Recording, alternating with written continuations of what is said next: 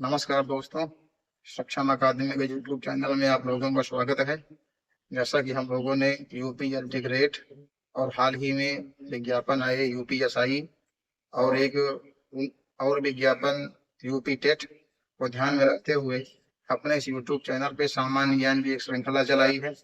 और एक लंबे समय से हम लोगों का वीडियो नहीं आ पा रहा था और जिसका केवल एक ही कारण था कि हमारे साथ एक छोटी सी दुर्घटना हो गई थी।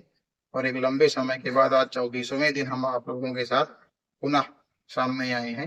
और इसमें हमने आप लोगों को एक क्लास बताई थी, भारत का सामान्य परिचय भाग 1, जिसमें हम लोगों ने देखा था कि भारत को किन किन नामों से जाना जाता है, भारत का क्षेत्रफल कितना होता है, भारत की उत्तर से दक्षिण की लंबाई कितना होती है, भारत की पूरब से पश्चिम की चौड़ाई कितना होती है, तमाम प्रकार के लिए वह कौन सा अक्षांश है जो भारत के मतलब मध्य से जाता है, भारत का मानक समय कहाँ से होता है, भारत के पड़ोसी देश कौन कौन से हैं, भारत की सीमा रेखा की लंबाई कितनी होती है।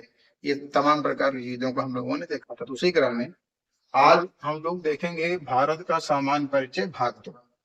तो सामान्य परिचय है तो सामान्य जानकारी भी होनी चाहिए। तो भाग 2 में आज का जो अपना टॉपिक है मुख्यतः ये हो जाएगा भारत की भारत की जलीय सीमा।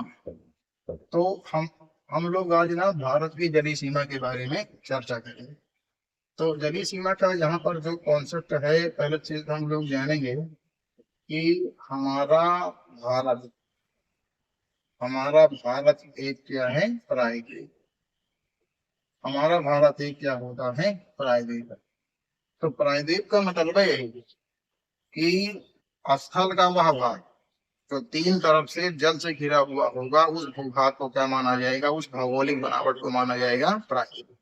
तो यहाँ पर अगर थोड़ा सा बाई मैप समझने का प्रयास किया जाएगा तो हमारे भारत की यही स्थिति है। यहाँ पर हमारे पास थोड़ा सा हमारा पड़ोसी देश श्रीलंका माना जाएगा और यहाँ पर हमारा मतलब लक्षद्वीप माना जाएगा और इस साइड में हमारा सबसे बड़ा द्वीप समूह जिसको हम लोग जानेंगे अंडमान और निकोबार के नाम से। तो दक्षिण में तो मुख्यतः हमारे पास पाया जाएगा हिंद महासागर।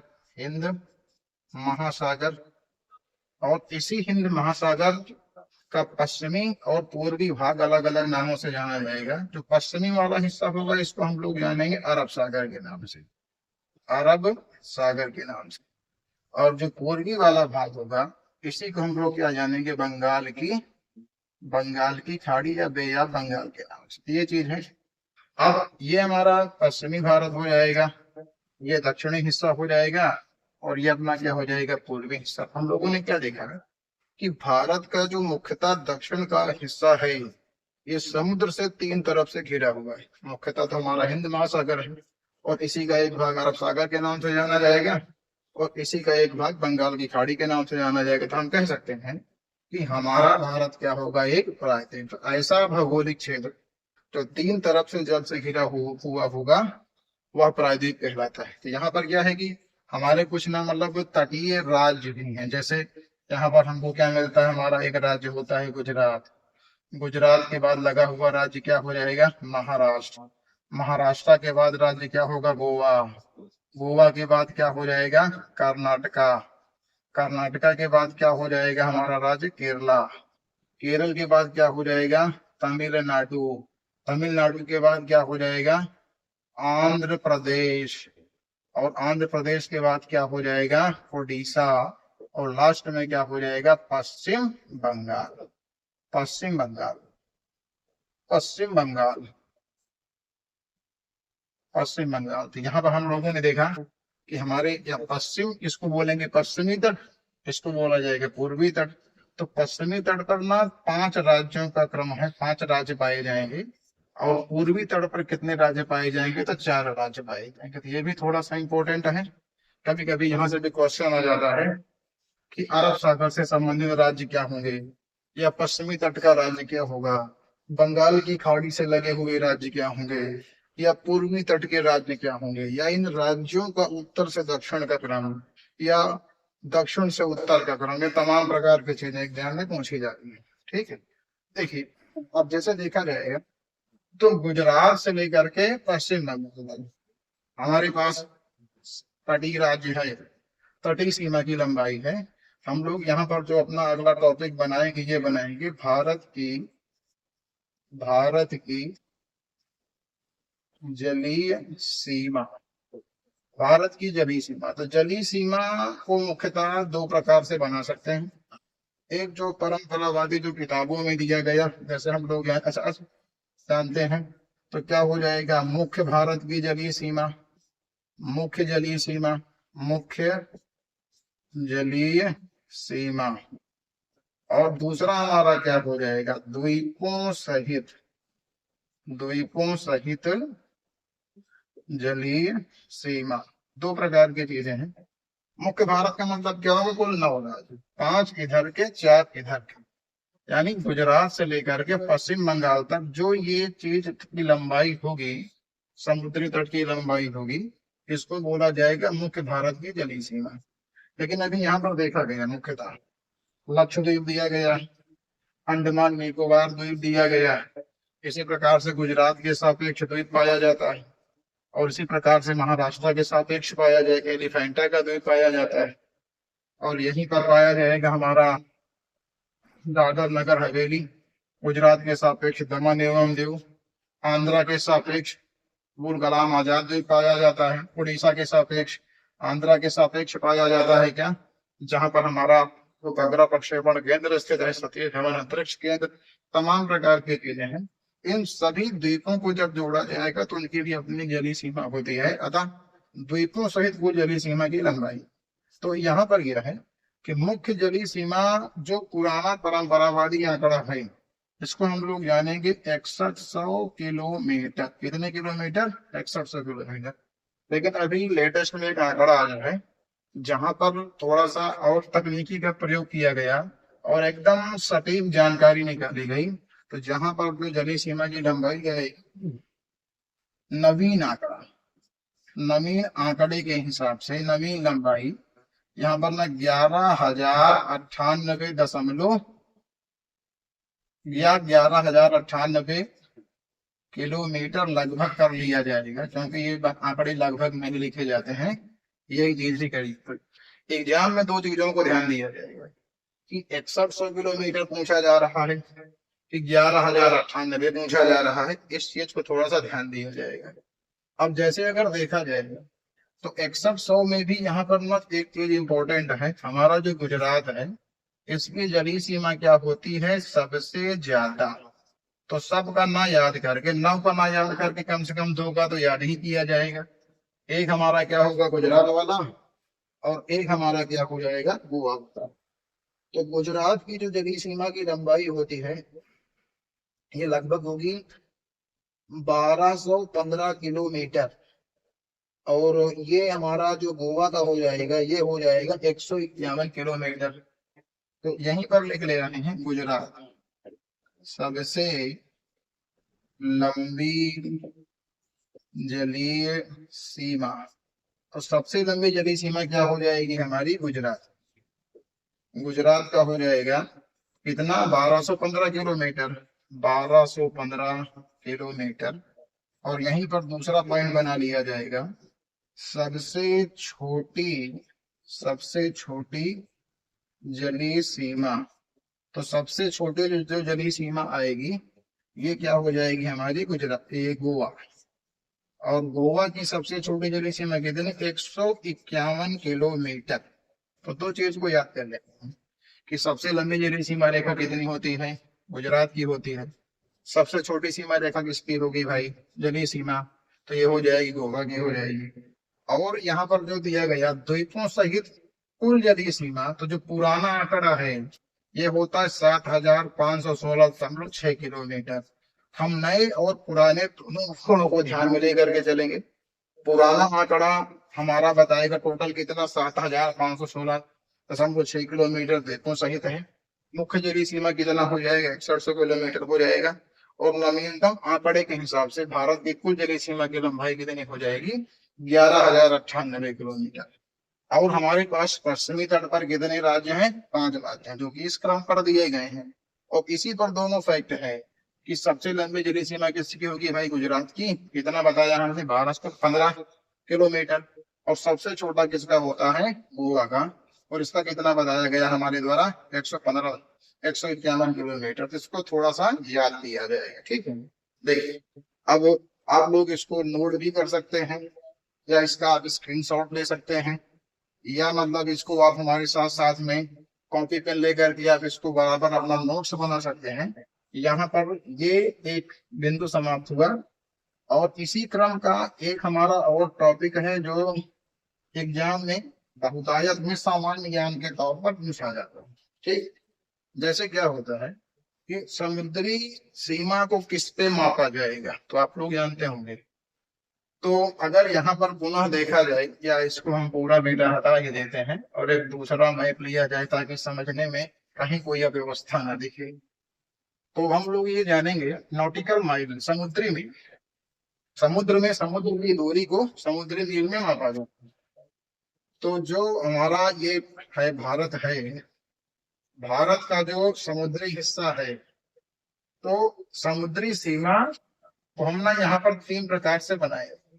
कितने प्रकार से भाई, 3 प्रकार से। पहला तो हो जाता है प्रादेशिक प्रादेशिक जलीय सीमा, और दूसरा अपना हो जाएगा संलग्न क्षेत्र, और तीसरा अपना हो जाएगा आर्थिक अनन्य क्षेत्र। ये चीज है। तो इसकी जो होगी तो 12 समुद्री मील, 12 समुद्री मील। और संलग्न क्षेत्र को हम लोग लिखते हैं कितना, 24 समुद्री मील। और आर्थिक क्षेत्र को लिखते हैं कितना, 200 समुद्री मील। और यहाँ पर थोड़ा सा सामान्य जानकारी है, दूरी की है। तो एक समुद्री मील बराबर कितना, कमेंट में बताइए कि वैसे हम बता दे रहे हैं। 1.8 किलोमीटर नॉटिकल माइल पे रहता है, समुद्री मील में मापा जाता है। ये समझा जाए थोड़ा सा। जैसे प्रादेशिक जलीय सीमा का मतलब क्या है, ये चीज, ये कितना, 12। तो ये ऐसा क्षेत्र है जिस पर ना भारत का सीधा क्या होता है, नियंत्रण। मतलब बिना किसी इजाजत के, बिना किसी परमिट के, बिना भारत सरकार की परमिट के कोई भी गतिविधि यहाँ पर क्या है, नहीं हो सकती, प्रतिबंधित रहेगी। और जो इसके आगे का पॉइंट चलेगा जिसको हम लोग जानेंगे क्या, संलग्न क्षेत्र। ये क्या होता है, 24 समुद्री मील तट से ही लेकर के लिया जाता है, इसको बोला जाएगा संलग्न क्षेत्र बोला जाता है। और इसमें क्या रहेगा, भारत सरकार क्या करेगी, सीमा शुल्क लगा लेगा, वसूली कर सकता है, वसूली कर आर्थिक गतिविधियों को ध्यान में रखेगा। और इसके बाद का जो हमारा चलेगा, जिसको हम लोग जानेंगे 200 समुद्री मील, जिसको बोला गया आर्थिक अनन्य क्षेत्र। इसमें क्या किया जाएगा, वैज्ञानिक अनुसंधान किया जा सकता है, वैज्ञानिक अनुसंधान किया जा सकता है। या कुल मिलाकर के आर्थिक गतिविधि भारत सरकार द्वारा की जा सकती है, ठीक है। और इसके बाद का जो समुद्र होता है, इसको बोला जाएगा क्या, उच्च समुद्र। इसके बाद के समुद्र को क्या बोला जाता है, इसके बाद के समुद्र को बोला जाएगा उच्च सागर, या उच्च समुद्र, उच्च सागर कह लिया जा रहा है। और उच्च सागर वह क्षेत्र होगा जिस पर किसी भी देश का कब्जा नहीं होता है, मतलब कि दुनिया के प्रत्येक राष्ट्रों को बराबर का अधिकार दिया जाएगा। तो यहाँ पर थोड़ा सा देखना है, भारत की जलीय सीमा की लंबाई या मतलब उसका दूरी हम लोग पढ़ रहे हैं। 3 प्रकार से बांटेंगे। प्रादेशिक जलीय सीमा कितना भाई, 12 समुद्री मील, भारत सरकार का क्या रहेगा, सीधा कब्जा रहेगा। संलग्न क्षेत्र क्या होता है, 24 समुद्री मील, हमारी भारत सरकार के द्वारा सीमा शुल्क वगैरह या वसूली वगैरह की जा सकती है। आर्थिक अनन्य क्षेत्र क्या होगा, सर्वेक्षण का कार्य किया जा सकता है, आर्थिक गतिविधियों को भारत हमारा कर सकता है। और इसके बाद के समुद्र को क्या बोला जाएगा, खुला उच्च समुद्र बोला जाएगा, जिस पर ना दुनिया के या मतलब राष्ट्र, विश्व के प्रत्येक राष्ट्रों को समान दर्जा प्रदान किया जाता है। तो यहाँ पर थोड़ा सा ये एक टॉपिक हम लोगों ने देखा, इसका भी आप स्क्रीनशॉट ले सकते हैं, या मतलब इसको आप नोट डाउन भी कर सकते हैं, या हमारी तरह आप लोग इसको अपने नोट्स में बना सकते हैं, लिख सकते हैं, जैसा भी आप लोगों को उचित लगे बना लीजिएगा। एग्जाम के लिहाज से बहुत इंपॉर्टेंट है, ठीक है। अब जैसे इसमें थोड़ा सा जिसे हम लोगों ने देखा था कि भारत के पड़ोसी देश पाकिस्तान हो गया हमारा, या उसी के साथ साथ हमारे पास बांग्लादेश था, चाइना था, नेपाल था। उसी क्रम में ना समुद्री क्षेत्र, भारत के पड़ोसी समुद्री देश, तो भाई हमारा जो पाक है, पाकिस्तान हमारा पड़ोसी देश, इसकी भी सीमा हमारे देश के साथ लगती है। और इधर ना लक्षद्वीप पाया ही जाता है, लक्षद्वीप के बाद दक्षिण में पाया जाएगा जिसको हम लोग जानेंगे मालदीव। तो मालदीव जो होगा हमारा पड़ोसी समुद्री देश है। और नीचे हमारे पास श्रीलंका पाया ही जाएगा, तो श्रीलंका भी हमारा क्या होता है, पड़ोसी देश होता है। और इधर हमारे पास क्या होता है, बांग्लादेश होता है। तो बांग्लादेश से भी हमारा समुद्र सीमा साझा होता है।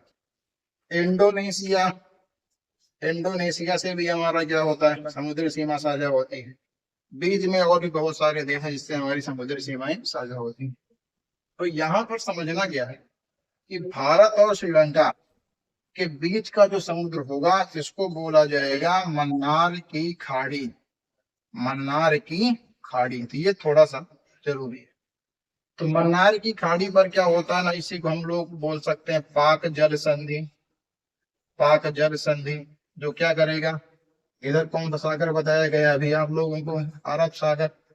अरब सागर को किससे जोड़ेगा, बंगाल की खाड़ी से जोड़ेगा। किससे किससे अलग करेगा, भारत को श्रीलंका से अलग करेगा। और इसी में हमारा बहुचर्चित धार्मिक स्थल क्या पाया जाएगा, रामेश्वरम। रामेश्वरम, इसी को हम लोग बोलेंगे ना आदम ब्रिज, जिसको लोग राम सेतु का अवशेष भी मानते हैं।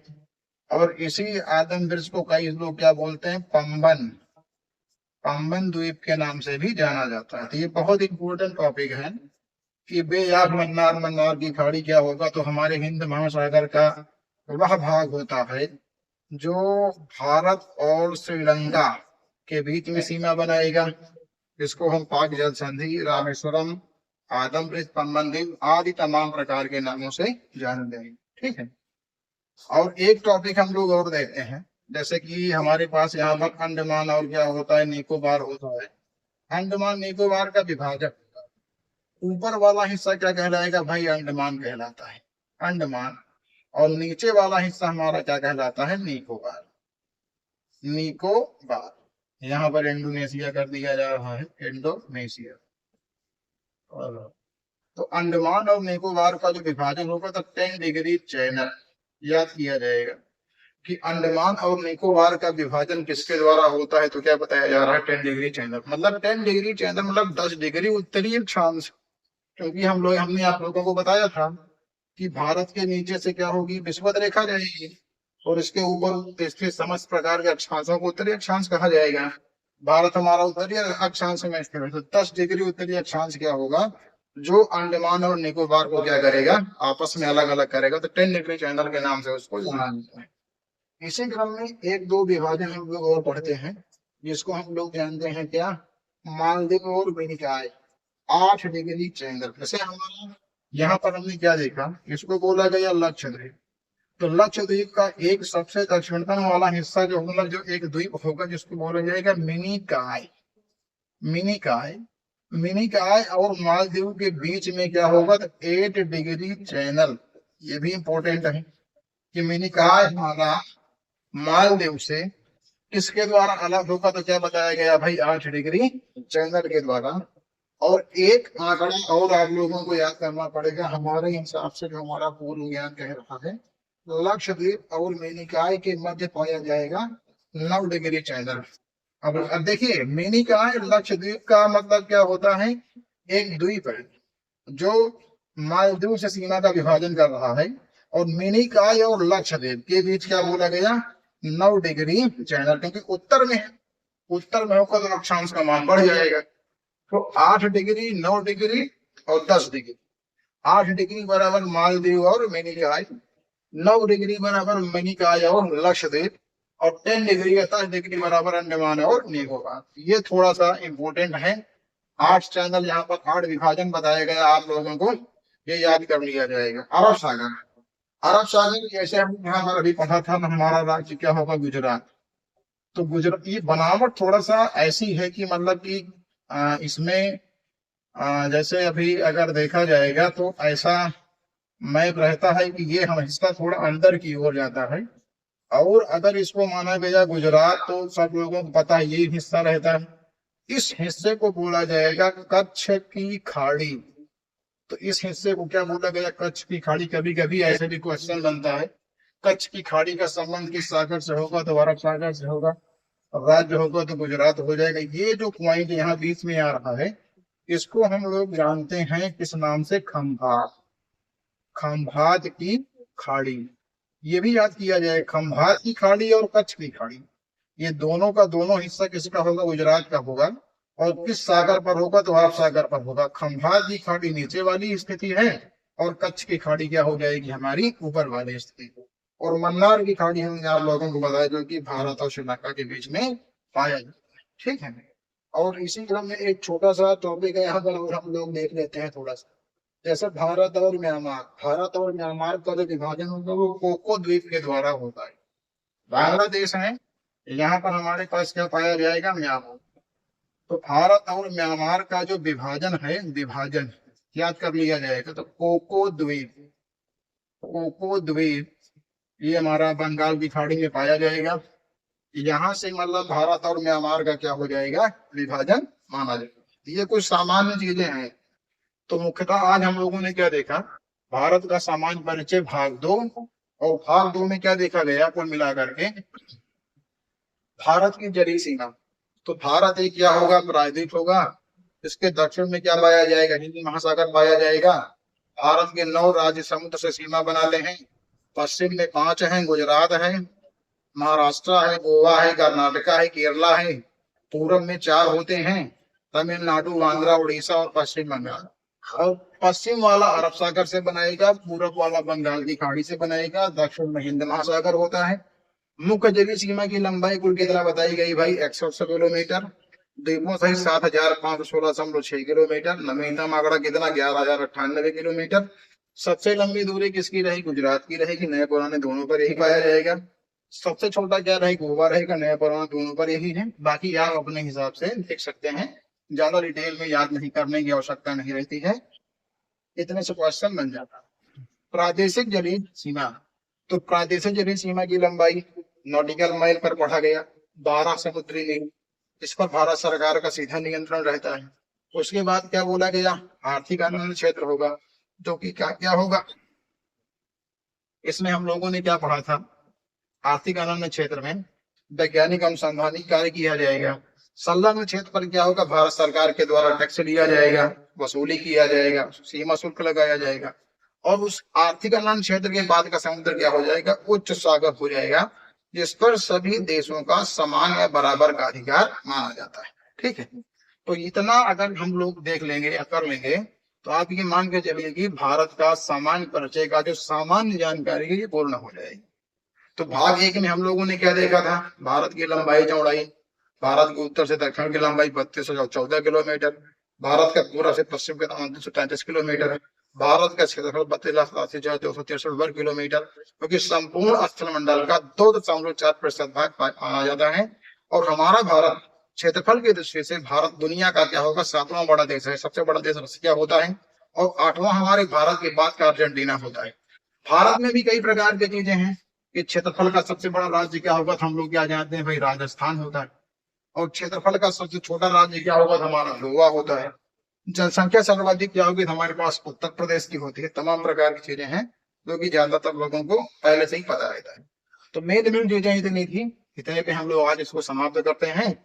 और आगे का जो हमारा काम रहेगा, भारत का प्रादेशिक विभाजन, भारत के पर्वत के बारे में, भारत की पहाड़ियों के बारे में, दर्रा के बारे में, पठार के बारे में, मैदान के बारे में, और द्वीप समूहों के बारे में हम लोग लगातार क्रमानुसार वीडियो के माध्यम से आपसे मिलते रहेंगे। और अपना अपना संपूर्ण जानकारी आप लोगों को देते रहेंगे। ये जो भी एग्जाम हमने बताया, चाहे यूपीएसआई का हो, चाहे या यूपी टेट का हो, प्राइमरी जूनियर दोनों का हो, या एलटी ग्रेड का जो सामान्य परिचय का टॉपिक है, निश्चित तौर पर ये आपके लिए उपयोगी सिद्ध होगा। आप हमारे साथ जुड़े रहिए और हमारे कंटेंट को आप देखते रहिए और हमारे कंटेंट को आप फॉलो करते रहिए। अगर हमारा कंटेंट आप लोगों को उपयोगी लगे तो आप हमारे चैनल को सब्सक्राइब करिए, वीडियो को लाइक करिए और अपने चाहने वालों तक इसको शेयर करिए। धन्यवाद।